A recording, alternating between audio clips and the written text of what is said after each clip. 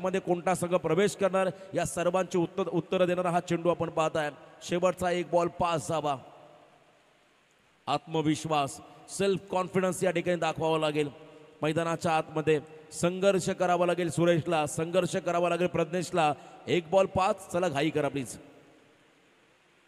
Attacking fielding बघा, समोर जे फिल्डर आहे त्यांना विनंती आहे आपण कोणत्याही प्रकारची मुवमेंट इथे करू नका, फक्त उभं राहायचं आहे, स्वतःची काळजी देखील घ्या। एक ball pass, Pragnesh to Suresh, last ball thrill. कोण जिंकणार हा सामना?